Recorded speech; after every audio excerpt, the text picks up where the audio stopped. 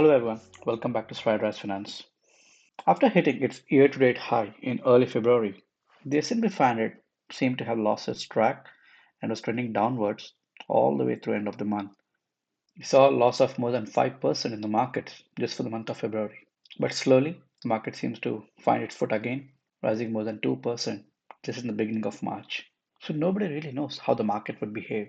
Multiple factors influence where the market goes, up or down or sideways. But we as dividend investors, as long as we choose our investments wisely and invest regularly, will continue to reap the benefits. So in today's video, I'll show you all 5 such good stocks that are at a very good buy points right now and should provide good gains in the long run. Let's check it out. But before that, let's quickly check how our dividend picks for the month of February have done in the last month. So we had American Tower doing the worst here, down almost 9% just in the last 1 month. And we had Pfizer down almost 7%. Then TD Bank down more than 5%.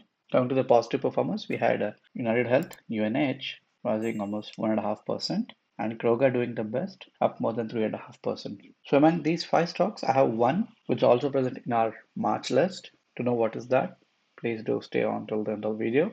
Without any further delay, let's check out our March dividend picks. First on our list, we have Verizon Communications, ticker symbol VZ. Now, Verizon, as we all know, is one of the leading telecommunication providers in the country. Year to date, we see Verizon falling more than 4.5%. The last 1 year, it's negative 30%. Verizon has a market cap of $160.69 billion and currently yields 6.82% at a forward PE of 8.16. From a dividends perspective, Verizon has been raising its dividends for the last 18 years. It has a low 5-year growth rate of 2.06% and a payout ratio of 50%.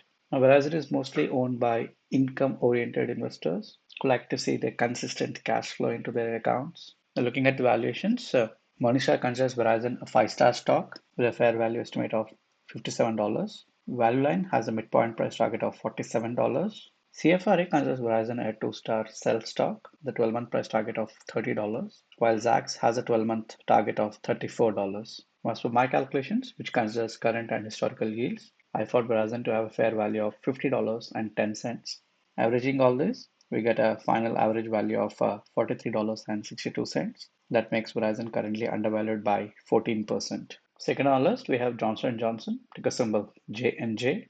Johnson & Johnson is from the healthcare sector that manufactures and sells various products in the healthcare sector. Now, we all are very much familiar with many of their products like Tylenol, Aveeno, Band-Aid, Listerine mouthwash, etc.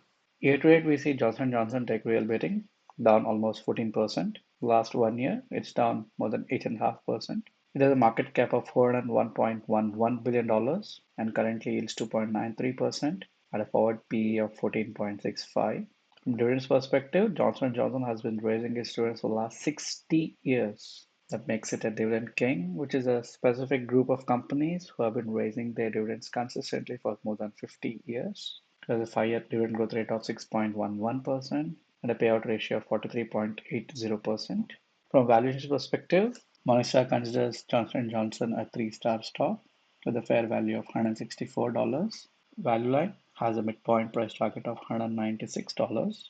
CFRA considers J&J a 3-star hold stock, the 12-month price target of $175. Zacks has a 12-month target of $173. As for my own calculations, I found Johnson & Johnson to have a fair value of $171.59. Averaging all these, we get a final value of $175.92, which makes Johnson & Johnson currently undervalued by 14.22%. Third on list, we have Lowe's Companies, ticker symbol LOW. Now, Lowe's is from the consumer discretionary sector and is a major home improvement retailer in the country. Year to date, we see Lowe's almost flat, just in a positive 0.35%. Last 1 year, it has fallen almost 12%. In the last 5 years, though, it has performed really well, returning almost 130%. Lowe's has a market cap of $120.04 billion and currently yields 2.1% at a forward PE of 14.52. From dividends perspective, Lowe's has been raising its dividends for the last 59 years. So just like Johnson & Johnson earlier, even Lowe's is one of the dividend kings. It has an amazing 5-year dividend growth rate of 20.11%. That's almost 3 times the current inflation. The payout ratio is also amazing, just 28.77%. From valuations perspective, Morningstar considers Lowe's a three-star stock with a fair value of $212. Value Line has a midpoint price target of $255. CFRA considers Lowe's a three-star hold with a 12-month price target of $235. Zacks has a 12-month target of $215. Now, as per my calculations, I found Lowe's to have a fair value of $246.54. Averaging all these, we get a final price of $232.71. That makes Lowe's currently undervalued by 16.51%. The fourth on the list is Bank of America, ticker symbol BAC. The Bank of America is one of the leading banks in the United States that provides banking and financial products. Year to date, we see Bank of America up almost 2%. In the last 1 year, though, it's down almost 20%. It has a market cap of $273.41 billion and currently yields 2.58% at a forward PE of 9.95. From a dividends perspective, Bank of America has been raising its dividend for the last 9 years at a very good 5-year growth rate of 14.87%. Even the payout ratio is low, just under 27%. From a valuations perspective, Morningstar considers Bank of America a three-star stock with a fair value of $37. Value Line has a midpoint price target of $48. CFRA considers Bank of America a four-star buy with a 12-month target of $43. Zacks has a 12-month target of $37. As for my calculations, I found Bank of America to have a fair value of $38.62. Averaging all these, we get a final price of $40.72. That makes Bank of America currently undervalued by 19.2%. And the fifth and final stock for the month of March is American Tower Corporation, ticker symbol AMT. Now, American Tower is from the real estate sector that provides wireless communication logistics to various communication companies around, like Verizon and T-Mobile and AT&T. All of these use the towers provided by American Tower, so it's very critical for their functioning. We had American Tower even in our list for February, but as we just see, in the last 1 month itself, it's down with a 9%. And it's such a great company, and it's coming to a very good bargain price right now. Usually it's down more than 5.5%. Last 1 year, it's down almost 14%. Last 5 years, though, it's up almost 46%. American Tower has a market cap of $94.29 billion, and it currently is 3.08%, with a very good price to FFO of 20.13. From dividends perspective, American Tower has been raising its dividend for the last 10 years, again at a very good 5-year growth rate of 17.47%. From valuations perspective, Morningstar considers American Tower a three-star stock with a fair value of $220. Value Line has a midpoint price target of $290. CFRA considers American Tower a four-star buy with a 12-month target of $230. Zacks has a 12-month price target of $240.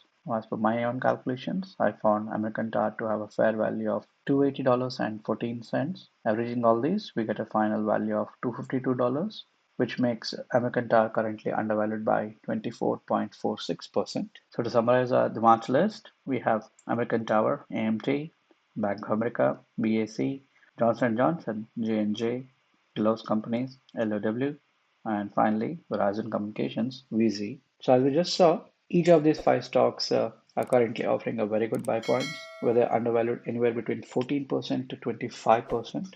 Now, each of these is a very good stock to hold in one's portfolio. And when you buy such good stocks at such good prices, when they're really undervalued, that's when the markets continue to rebound, you reap the benefits. Hope you all found some value with this video. And so I would really appreciate if you could hit the like and subscribe buttons. That will help YouTube promote this video to many more out there. Until we meet in the next video, let's try to do as much as possible to be financially healthy. And let's continue to take those strides towards financial freedom. See ya. Bye.